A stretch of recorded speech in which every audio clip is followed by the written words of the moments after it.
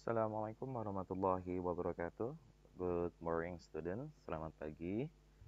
Berjumpa lagi bersama Pak Isra. Materi kita di kelas 11 semester 1 tahun pelajaran 2020-2021, KD terakhir yaitu KD 3.5 berkaitan dengan passive voice. Nah, passive voice ini sebenarnya materi yang sudah Anda pelajari waktu kelas 9 sanawiyah atau SMP ya. Di barangkali semester 2 KD 39 atau 311 ya, Bapak lupa pastinya berapa. Nah, baik saja, kita langsung saja ya. Jadi kita akan mempelajari passive voice. Jadi yang perlu kita pahami soal passive voice ya, maaf Bapak tidak akan membacakan apa yang tertulis di papan di layar Anda ya. Bapak tidak akan membacakan ini. Hanya saja Bapak ingin memfokuskan pada penjelasan dari Bapak sendiri. Baik, tujuan dari kita belajar passive voice itu sebenarnya mungkin untuk apa sih belajar kalimat pasif? Untuk di kalimat pasif sendiri sebenarnya tujuannya yang pertama adalah variasi bahasa ya. Yang kedua tujuannya adalah mengurangi unsur formalitas, lebih formal ya, bukan mengurangi ya, tapi menambah unsur formalitas dan kesannya tidak fokus pada pelaku, tapi fokus pada yang dikenai perlakuan, objeknya, dan pekerjaan yang dilakukan. Nah, itu tujuan utama dari passive voice ya. Nah, barangkali Anda bisa baca juga di sini ya. The main purpose of the passive voice is to make the utterance itu ujaran ya, become more formal and less personal. The focus of the sentence changes from the subject of active sentence to the subject of passive sentence, previously object of active sentence. Nah, ini tujuannya ya. Jadi, dengan menggunakan kalimat pasif itu ada pertukaran fokus. Misal, kalau kita berbicara dalam kehidupan sehari-hari, barangkali ada yang bertanya, siapa yang makan nasi goreng ini? Dijawab, saya memakan nasi goreng tersebut. Ya, jadi ketika ditanya siapa pelakunya, maka ketika kita jawab dengan kalimat lengkap, saya memakan nasi goreng itu. Fokusnya saya jadinya. Tapi ketika kita mengatakan nasi goreng dimakan oleh saya, itu seolah-olah pertanyaannya,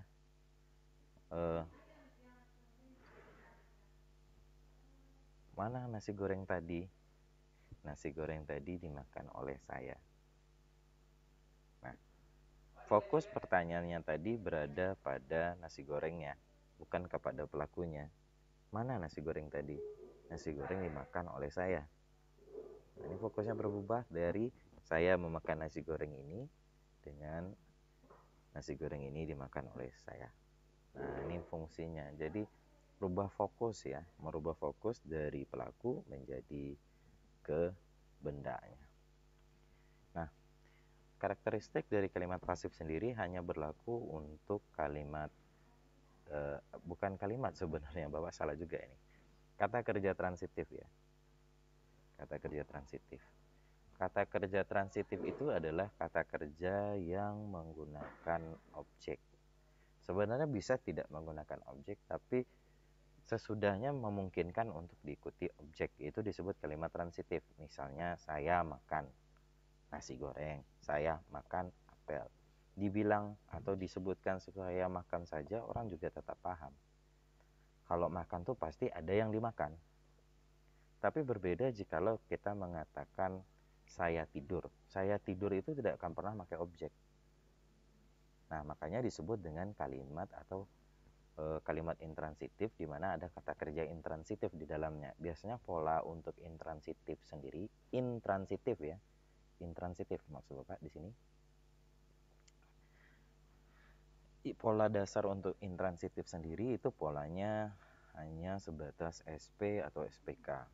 Tapi kalau kalau yang transitif ya, kalau transitif yang pakai objek itu polanya bisa SP, SPO, SPOK. Nah, berikut ya yang perlu Anda perhatikan juga di sini di modul Bapak tuliskan ada bagian ketiga yaitu tes yang memiliki passive voice. Yang pertama jelas TOEFL ya. TOEFL ini biasanya part 2 bagian structure and vocabulary ya. IELTS ya. Ini pengetahuan Bapak ya.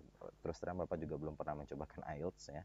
Kalau TOEFL sudah, walaupun sebatas TOEFL prediction, but yes, it's still the same, have the same parts.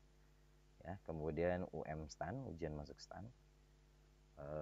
Ini pengalaman pribadi ya juga, karena Bapak juga ngajar untuk bimbel juga. Jadi di ujian STAN cukup banyak, sekitar 2 atau 3 soal. Dan untuk ujian STAN sendiri, dia hampir mirip dengan TOEFL.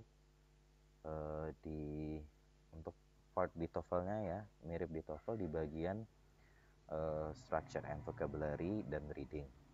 Jadi nanti hati-hati ya kalau Anda nanti mencoba untuk masuk di ujian STAN, passive voice ini masuk nih.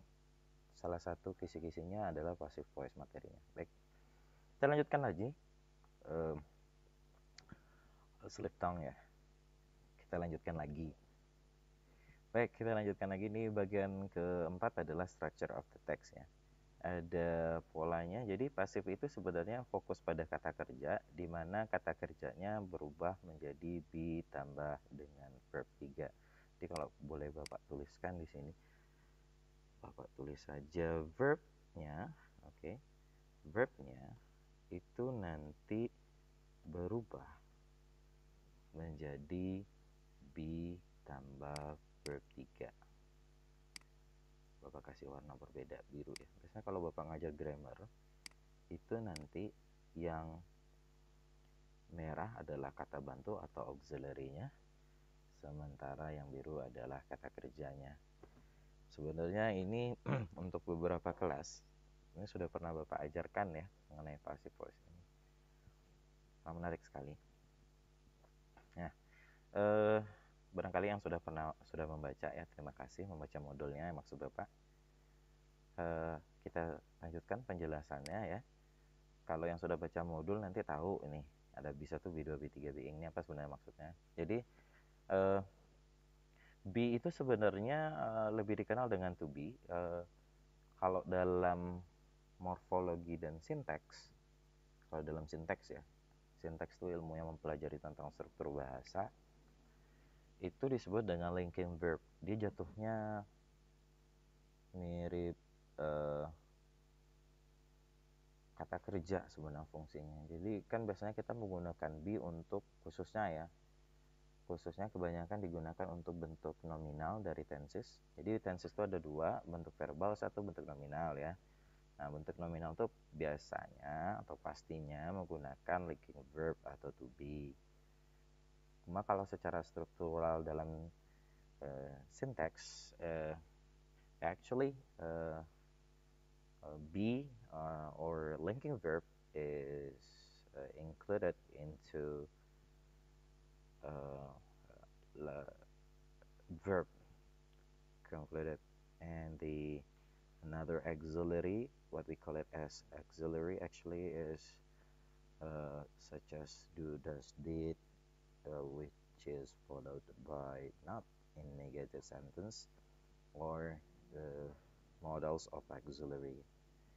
Jadi sebenarnya penggunaan kayak yang diistilahkan sebagai auxiliary itu sebenarnya seperti penggunaan do, does, did yang biasanya kita gunakan di kalimat negatif atau interrogatif ya, di simple present dan simple past.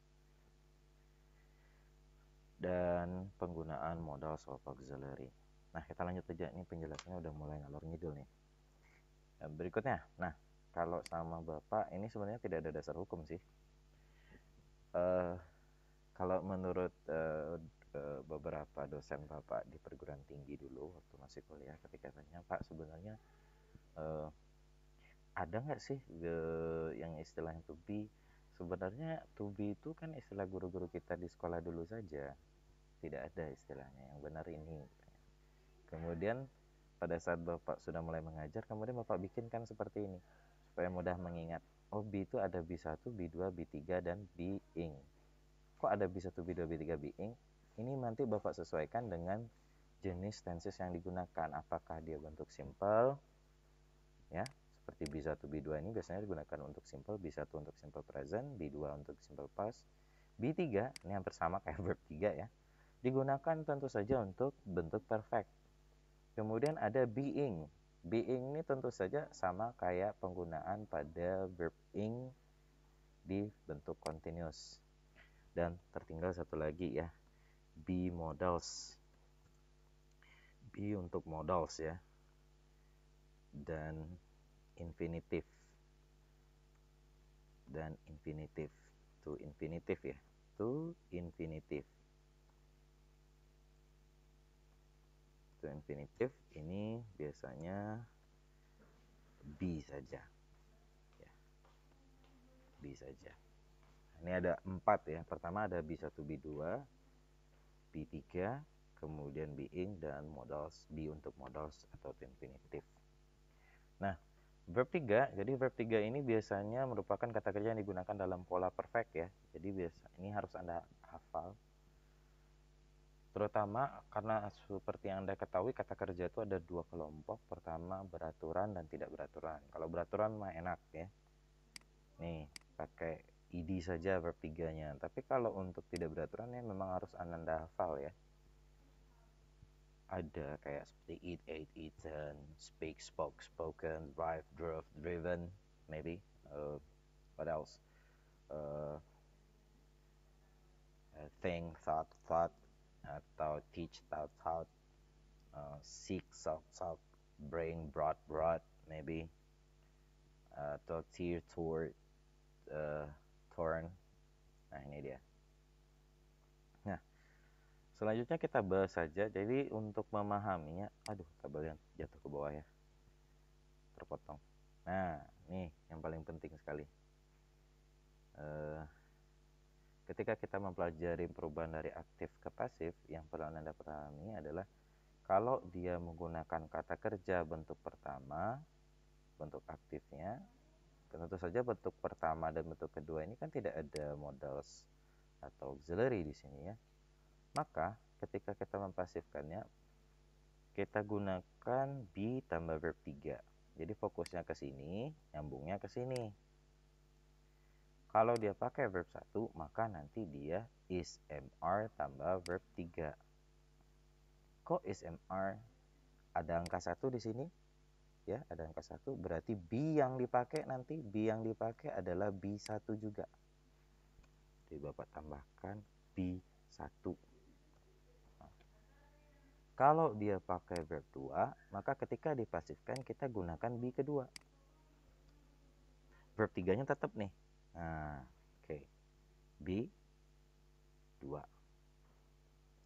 Kalau dia menggunakan have, had ya, have, has, had, atau will have tambah verb 3, maka ketika dipasifkan have, will have, atau will have, has, dan had-nya akan tetap muncul, diturunkan kembali ya. Kalau ada kata bantu di awalnya, terus ada kata kerja, kata bantunya diturunkan kembali. Kemudian nanti ketika kita rubah menjadi, kalau dia pakai verb 3, maka B3. Kalau dia nanti pakai be terus verb ing, maka nanti diturunkan lagi, tapi nanti yang verb ing tadi dirubah menjadi being tambah verb 3. Kalau dia pakai modals, pakai to infinitive, turunkan lagi modals to infinitive-nya, modals atau to-nya, kemudian rubah menjadi be tambah verb 3. Contoh, misal kita menggunakan kata pola seperti ini ya. Subjek ditambah verb 1 tambah objek. Ini bentuk aktif dari simple present tense ya. Kalau merubah pasif ya, subjeknya mundur ke belakang menjadi agent atau pelaku. Agent itu polanya by tambah pelaku. Sama kayak kita pakai di bahasa Indonesia tuh oleh. Kemudian yang objeknya berubah menjadi subjek. Nah, sini Bapak kasih subjek aksen ya. Ya, subjek aksen. Nah, karena dia sudah tidak ada kata bantu, tidak ada kata bantu di sini, kita langsung masuk ke rumus be tambah verb 3. Kenapa kita lihat sini be tambah verb 3? Di sini ditulis be tambah verb 3. B-nya B berapa? B1. Karena dia aktifnya menggunakan verb 1, maka B-nya B1. Nanti tambah dengan verb 3. Ini cara menggunakannya. Nah, ini kita contohkan di bawah ya. Misalnya bentuk simple present. Mary helps the boy. Pasifnya the boy is helped by Mary. Ya. Is helped by Mary. Ini dia. Helps jadi is helped. Kalau present progressive atau present continuous, Mary is helping the boy. The boy is being helped by Mary. Nah, jadi is-nya tetap muncul, helping-nya berubah menjadi being helped. Nah, ini caranya. Nah, ini coba lihat nih. Verb 3-nya kan tetap nih. Nah. Atau present perfect. Mary has helped the boy. The boy has been helped by Mary. Has-nya tetap muncul di kalimat pasifnya, hanya saja yang tadinya hanya verb 3 saja karena sudah berubah posisi menjadi pasif, posisi subjek ke agent dan objek ke subjek, maka berubah menjadi been helped, has been helped by Mary. I think that's all for today. It's quite a long explanation. Maybe some part is not really necessary. Please forgive me. Thank you very much for your attention. That's all for today. We will meet again on the second part of this video. Assalamualaikum warahmatullahi wabarakatuh.